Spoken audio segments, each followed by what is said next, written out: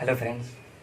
जैसा कि पिछले क्लास में हम सब कॉन्टिनेंट टॉपिक स्टार्ट किए थे और कॉन्टिनेंट टॉपिक में हम थोड़ा बहुत कुछ पढ़े थे, जैसे बांग्लादेश, श्रीलंका और पाकिस्तान देश के बारे में। उसके बाद कॉन्टिनेंट के बारे में भी हम सब जाने थे। जैसे कॉन्टिनेंट का संबंध बहुत बड़े लैंड एरिया से होता है, बहुत बड़ा स्तरीय क्षेत्र से होता है और विश्व में कुल 7 महाद्वीप हैं। अगर क्षेत्रफल के अकॉर्डिंग देखें तो सबसे बड़ा एशिया महाद्वीप है, उसके बाद अफ्रीका, उसके बाद नॉर्थ अमेरिका, साउथ अमेरिका, तब अंटार्कटिका, उसके बाद यूरोप, तब ऑस्ट्रेलिया। और पॉपुलेशन के अकॉर्डिंग देखे थे तो सबसे बड़ा एशिया था, उसके बाद अफ्रीका, तब यूरोप, तब नॉर्थ अमेरिका, तब साउथ अमेरिका, तब ऑस्ट्रेलिया, उसके बाद अंटार्कटिका। उसके बाद हम एशिया कॉन्टिनेंट स्टार्ट किए थे। एशिया कॉन्टिनेंट विश्व का सबसे बड़ा कॉन्टिनेंट है, चाहे वो हम पॉपुलेशन के अकॉर्डिंग देखें तब, चाहे वो हम एरिया के अकॉर्डिंग देखें तब, वे विश्व का सबसे बड़ा कॉन्टिनेंट है। और करीब 4.5 करोड़ पॉपुलेशन एशिया कॉन्टिनेंट में निवास करती है, जो कि पूरे वर्ल्ड का 7% जनसंख्या है। और पूरे वर्ल्ड का 30% एरिया एशिया कॉन्टिनेंट में मौजूद है। और एशिया कॉन्टिनेंट में कुल 48 देश हैं। और विश्व का सबसे बड़ा देखें, जैसे कि विश्व का सबसे बड़ा झील कैस्पियन सागर, जो कि एशिया महादेश में स्थित है। और विश्व का सबसे बड़ा प्रायद्वीप यानी अरब प्रायद्वीप, यह भी एशिया महादेश में स्थित है। और विश्व का सबसे बड़ा पठार, पामीर का पठार, यह भी एशिया महादेश में ही स्थित है। उसके बाद विश्व का सबसे बड़ा पर्वत हिमालय पर्वत, वो भी एशिया महादेश में स्थित है। और विश्व का सबसे गहरी झील बैकाल झील, ये भी एशिया महादेश में स्थित है। और विश्व का सबसे ठंडा स्थान बरखोयास, जो भी एशिया महादेश में ही स्थित है। उसके बाद हम सब क्या बोलते हैं, मैप पर समझे थे कि कौन बैकाल झील कहाँ पर है, कैस्पियन सागर कहाँ पर है। फिर पाकिस्तान देश स्टार्ट किए थे। तो पाकिस्तान देश के बारे में हम थोड़ा बहुत जाने थे कि पाकिस्तान देश कब बना था। यह 14 अगस्त 1947 को बना था। और पाकिस्तान की राजधानी इस्लामाबाद है। और इसका कुल क्षेत्रफल 8,81,913 किलोमीटर स्क्वायर है। और इसका जनसंख्या कितना है, तो इसका पूरा जनसंख्या 20 करोड़ के आसपास है। और पाकिस्तान की सीमा भारत के किन के राज्यों से होकर गुजरता है, तो पाकिस्तान की सीमा भारत के 4 राज्यों से होकर गुजरता है। इसके ट्रिक के माध्यम से भी हम समझाने थे। पंगू राज्य, प से पंजाब, ग से गुजरात, राज से राजस्थान और ज से जम्मू कश्मीर। उसके बाद पाकिस्तान को नहरों का शहर कहा जाता है। पाकिस्तान को नहरों का शहर कहा जाता है। और पाकिस्तान के स्वर्ग की बात करें तो पाकिस्तान का स्वर्ग कौन था, स्वात नदी घाटी था पाकिस्तान का स्वर्ग। क्यों इसे पाकिस्तान का स्वर्ग कहा जाता है, क्योंकि यहाँ पर गेहूं और गन्ना का बहुत अधिक उत्पादन होता है। और उसके बाद हम सब श्रीलंका कंट्री के बारे में जाने थे। तो श्रीलंका कंट्री का राजधानी कोलंबो था। और इसका कुल क्षेत्रफल 65,610 वर्ग किलोमीटर। इस देश की आकृति कैसी थी, इस देश की आकृति नारियल की आकृति जैसी है। और यह देश भारत के दक्षिण यानी भारत दक्षिण दिशा में स्थित है। और इस देश के बारे में ज़्यादा नहीं जाने थे। उसके बाद फिर हम बांग्लादेश स्टार्ट कर दिए थे। तो बांग्लादेश 1905 से 1911 तक ईस्ट बंगाल का पार्ट था। और 1911 से 1947 तक किसी का पार्ट नहीं था, क्योंकि बंगाल विभाजन जो था वो रद्द कर दिया गया था। उसके बाद 1947 से 1971 तक ईस्ट बंगाल का पार्ट था, नहीं सॉरी, ईस्ट पाकिस्तान का भाग था। और अंततः 1971 में एक कंट्री बन गया, बांग्लादेश अंततः बन गया। और इसका राजधानी कहाँ पर है, तो बांग्लादेश की राजधानी ढाका है। और इसका कुल पॉपुलेशन वही 16.5 करोड़ के आसपास है। और इसका कुल क्षेत्रफल 1,47,570 किलोमीटर स्क्वायर है। और इसके बाद हम सब बांग्लादेश के साथ विवाद पढ़े थे। तो बांग्लादेश के साथ क्या विवाद था, तो भारत के साथ तीस्ता नदी को लेकर विवाद है। तीस्ता नदी को लेकर विवाद इसलिए क्योंकि तीस्ता नदी भारत से जम्मू ग्लेशियर से होकर निकलती है। और जम्मू ग्लेशियर कहाँ पर है, तो सिक्किम में स्थित है। और ये नदी बहते हुए बांग्लादेश चली जाती है और ब्रह्मपुत्र में जुड़ जाती है, जिसके कारण दोनों देशों में तनाव है। फिर उसके बाद फेनी नदी विवाद भी अवसाही है। इसका उद्गम त्रिपुरा से होते हुए बांग्लादेश चली जाती है, ब्रह्मपुत्र में मिल जाती है, विवाद, जिस कारण यह भी एक विवादित है। अब उसके बाद हम सब नेपाल कंट्री के बारे में पढ़ेंगे। नेपाल कंट्री भारत के सबसे उत्तर दिशा में स्थित है। और नेपाल का राजधानी कहाँ है, तो नेपाल का राजधानी काठमांडू है। और इसका कुल क्षेत्रफल 1,47,181 किलोमीटर स्क्वायर है। इसका पॉपुलेशन कितना है, तो 3 करोड़ है। और जल विद्युत उत्पादन क्षमता नेपाल का विश्व में सबसे ज्यादा है। और भारत के साथ इसका विवाद है काला पानी विवाद। काला पानी एक स्थलीय क्षेत्र है, जिसके को लेकर दोनों देशों के बीच तनाव रहता है कि नहीं ये मेरा है, तो का नहीं है मेरा है। यही है स्थलीय क्षेत्र है, जो काला पानी विवाद भारत के साथ स्थलीय विवाद है। और उसके बाद भारत और नेपाल के बीच संयुक्त परियोजना की बात करें तो भारत और नेपाल की संयुक्त परियोजना कोसी परियोजना है। और अब तो लोग जानते हैं कि कोसी नदी को बिहार का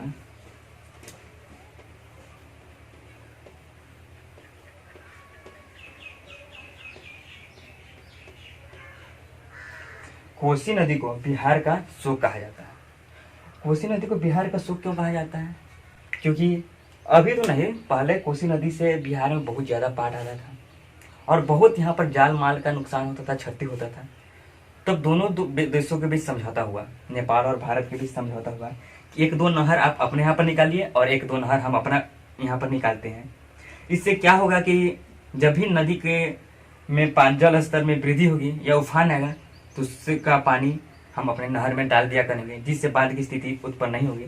ऐसा करने के बाद 2012 में परियोजना संपन्न हो गई थी और उसके बाद बिहार में कोसी नदी से बाढ़ न के बराबर है। और उसके बाद नेपाल के बाद हम सब भूटान के बारे में अब हम पढ़ेंगे।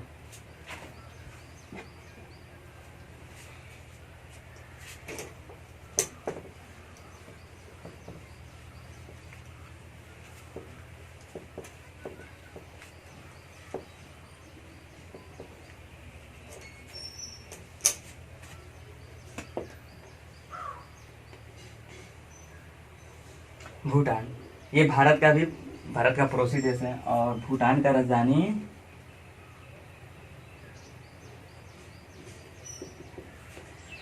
थिम्पू है।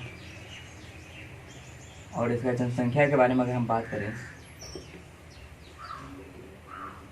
इसका जनसंख्या ज़्यादा नहीं है, शिवहर जिला से भी इसका कम जनसंख्या है, जबकि एक देश है। और इसका जनसंख्या मात्र 8 लाख के आसपास है, 8 लाख के आसपास है। और उसका कुल क्षेत्रफल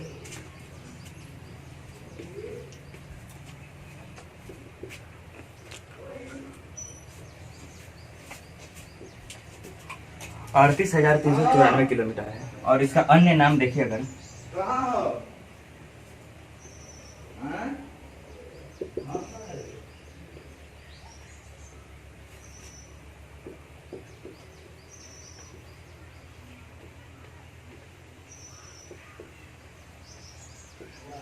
भूटान लैंड ऑफ थंडरबोल्ट के नाम से भी जाना जाता है। और यहाँ पर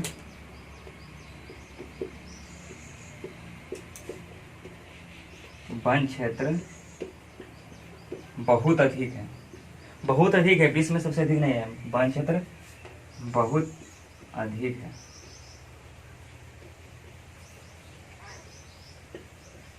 जिसके कारण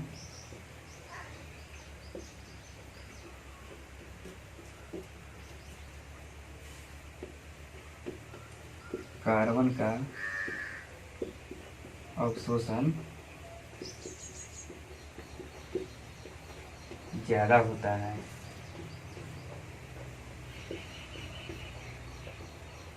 क्या जाने भूटान के बारे में?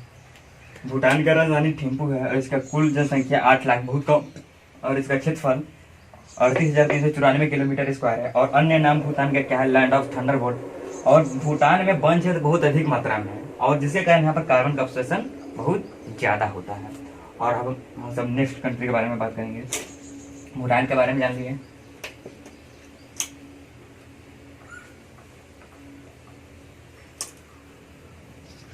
नेक्स्ट कंट्री है थाईलैंड। थाईलैंड, थाईलैंड की राजधानी की बात करें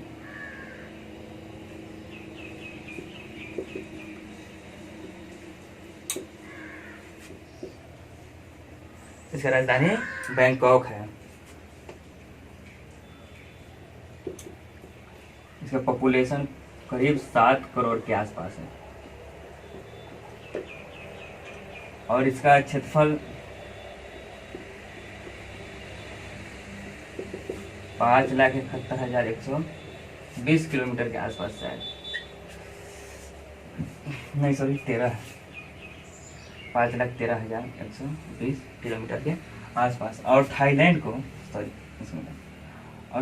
को आप लोग जानते होंगे, थाईलैंड को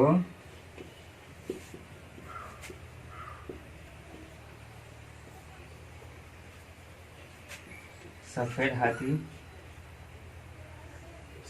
का भूमि कहा जाता है।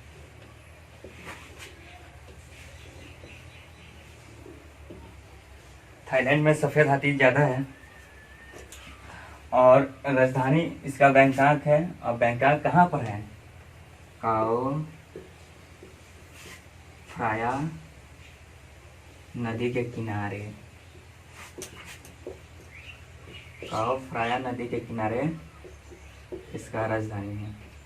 पाकिस्तान थाईलैंड का राजधानी बैंकॉक है, जो कि काओ फ्राया नदी के किनारे है। और थाईलैंड देश विश्व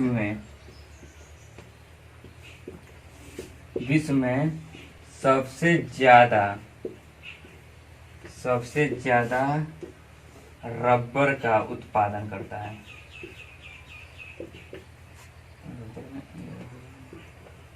रबर का उत्पादन करता है।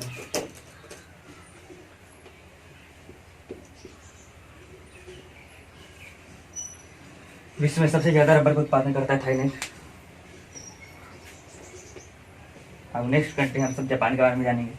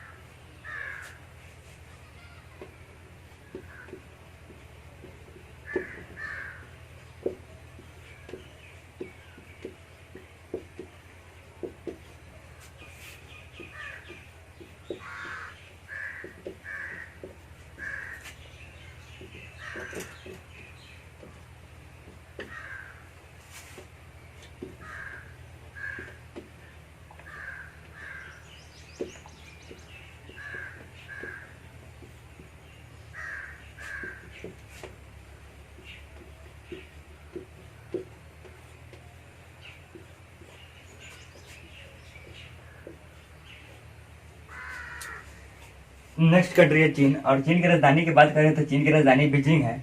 और इसका कुल क्षेत्रफल 95,97,हजार किलोमीटर स्क्वायर है, जो कि बहुत बड़ा क्षेत्रफल वाला देश है। और इसकी जनसंख्या 138 करोड़ है और इस जनसंख्या के आधार पर सबसे बड़ा देश है। और चीन का शोक की बात करें तो चीन का शोक हुआंगहो नदी है और इसे पीली नदी के नाम से भी जाना जाता है। इसे पीली नदी के नाम से भी जाना जाता है।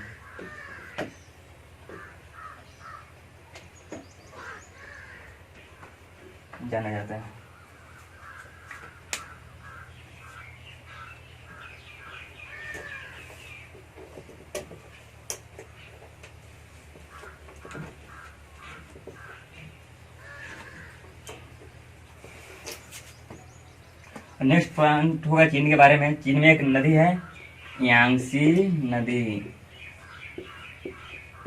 जो कि एशिया की सबसे बड़ी नदी है। एशिया की सबसे बड़ी नदी।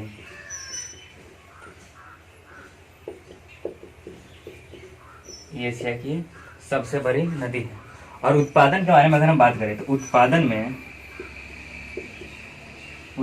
में गेहूं का उत्पादन, चावल का उत्पादन, तंबाकू का उत्पादन,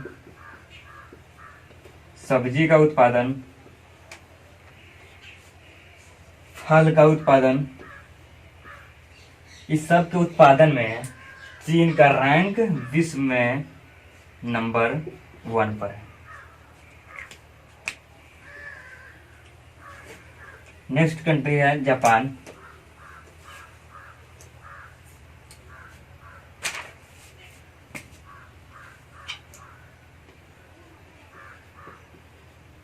जापान की राजधानी कहाँ पर है? टोक्यो में। जापान का राजधानी टोक्यो है और इसका जनसंख्या, क्षेत्रफल की बात करें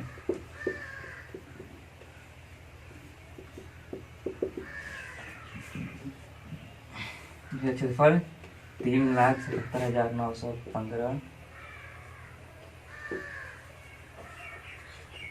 किलोमीटर स्क्वायर है और इसका कुल पॉपुलेशन 12.5 करोड़ के आसपास है।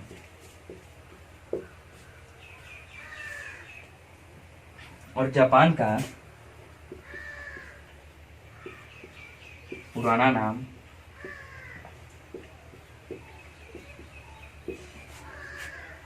निप्पन था। अगला पॉइंट होगा जापान के बारे में। जापान को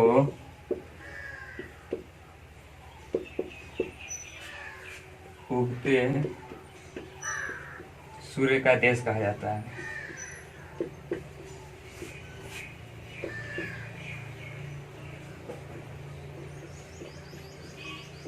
जापान को उगते हुए सूर्य का देश कहा जाता है। क्यों कहा जाता है? क्योंकि वह सबसे पूर्व दिशा में स्थित है और जापान बहुत हाई डेवलप्ड कंट्री है और यहाँ पर विश्व में सबसे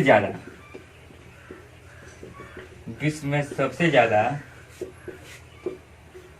ट्रक और कार का उत्पादन होता है। विश्व में सबसे ज्यादा ट्रक और कार का उत्पादन होता है। आज भर की क्लास में इतना ही और लगभग संभवतः हम एशिया कॉन्टिनेंट खत्म कर दें क्योंकि इसमें 48 देश है, लेकिन 48 देश के बारे में हम सब जानेंगे नहीं। जो इम्पोर्टेंट कंट्री था वो हम थोड़ा बहुत बता दिए और इसके बाद हम सब यूरोप कॉन्टिनेंट के बारे में पढ़ेंगे नेक्स्ट वीडियो में। ठीक है, तो कल मिलते हैं।